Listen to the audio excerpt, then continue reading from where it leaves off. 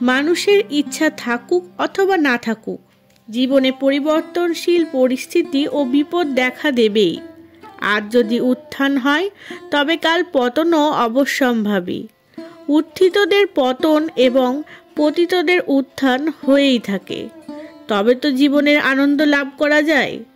অধিকাংশ ব্যক্তি সুখ, সুবিধা, প্রাপ্তি, উন্নতি ইত্যাদিতে প্রসন্ন ও সুখী হয়, কিন্তু দুঃখ, সমস্যা, ক্ষতি ইত্যাদি দেখা দিলে দুঃখিত এবং উদ্বিগ্ন হয়ে পড়ে। এ হলো মানুষের একাঙ্গী দৃষ্টিভঙ্গির পরিণাম।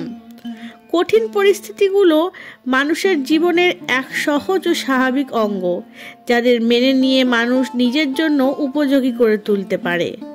যে কঠিন পরিস্থিতিতে কিছু মানুষ উদ্বিগ্ন হয়ে কান্নাকাটি করতে শুরু করে, মানসিক ক্লেশ অনুভব করে থাকে, সেই কঠিন পরিস্থিতিতে অপর ব্যক্তি নবপ্রেরণা, নব উৎসাহ লাভ করে সাফল্যকে বরণ করে নেয়।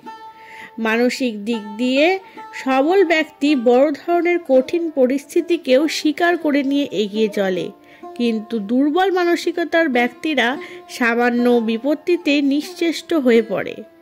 বাস্তবে কঠিন পরিস্থিতি, দুঃখ, হয়রানি ইত্যাদি হলো মানব জীবনের কোষ্ঠী পাথরের সমান, যার মাধ্যমে মানুষের ব্যক্তিত্বের রূপ উজ্জ্বল হয়ে ওঠে।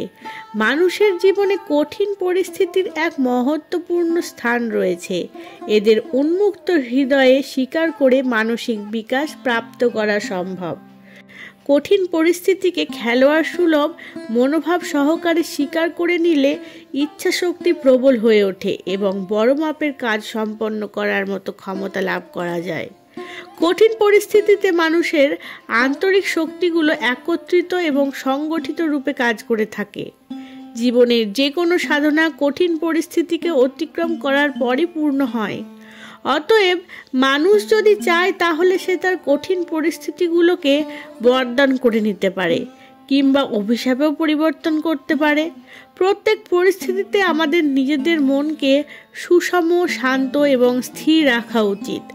নিজেদের থেকে অধিক সম্পন্ন এবং সুখী ব্যক্তিদের দেখে ঈর্ষান্বিত এবং মনক্ষুণ্ণ হবার পরিবর্তে নিজেদের চেয়ে অধিক দুঃখী, শক্তিহীন এবং অভাবগ্রস্ত কোটি কোটি মানুষদের কথা ভেবে সন্তুষ্ট থাকা উচিত যে ঈশ্বর আমাদের প্রতি যথেষ্ট অনুগ্রহ করেছেন।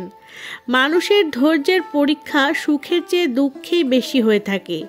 মহাপুরুষদের বৈশিষ্ট্য হলো তাঁরা দুঃখের সময়ে আমাদের মতো অধীর হন না। তাদের প্রারব্ধ কর্মের ভোগ মনে করে প্রসন্ন চিত্তে সহ্য করে যান।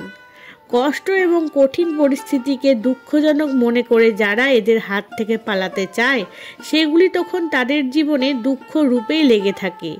আর যে বুদ্ধিমান এদের সুখের হেতু মনে করে স্বাগত জানায়, সেগুলি তাদের জীবনে দেবদূতের মতো বরদায়ক সিদ্ধ হয়ে থাকে। আগুনে উত্তপ্ত করা হলে সোনার রং যেমন উজ্জ্বল হয়ে ওঠে, তেমনি সৎ ব্যক্তির জীবন কঠিন পরিস্থিতির আগুনে পরিপক্ক হয়ে থাকে। এর মাধ্যমে মানুষ সত্য অসত্যের আপন পরের যথার্থ জ্ঞান লাভ করে। প্রকৃত বন্ধু এবং আত্মীয় স্বজনের পরিচয় একমাত্র কঠিন পরিস্থিতিতেই পাওয়া যায়। পরিবর্তনকে ভয় করা এবং সংঘর্ষ করার ক্ষেত্রে দ্বিধাগ্রস্ত হয়ে পড়া মানুষের এক মস্ত বড় কাপুরুষতার লক্ষণ। মানুষ যতদিন জীবিত থাকবে ততদিন তাকে পরিবর্তনপূর্ণ উত্থান, পতন এবং তৈরি ও বিনষ্ট হওয়ার অনুকূল ও প্রতিকূল পরিস্থিতির মুখোমুখি হতেই হবে। সুখ দুঃখ, লাভ ক্ষতি, সফলতা ব্যর্থতা, সুবিধা অসুবিধার মধ্যে দিয়ে চলতে হবে। এসব নিশ্চিত রূপে দেখা দেবে এবং মানুষকে এদের সাথে লড়াই করতেই হবে। সংকট এই জগতের এক স্বাভাবিক ধর্ম। তারা আসে এবং সর্বদা আসতেই থাকবে। এতে ভয়ভীত হও না এবং পালাবার চেষ্টাও করো না। উল্টে নিজের সম্পূর্ণ আত্মবল, সাহস এবং শৌর্যের সাথে এদের মোকাবিলা করে বিজয়ী হও এবং জীবনে উল্লেখযোগ্য সাফল্য লাভ করো। ধন্যবাদ।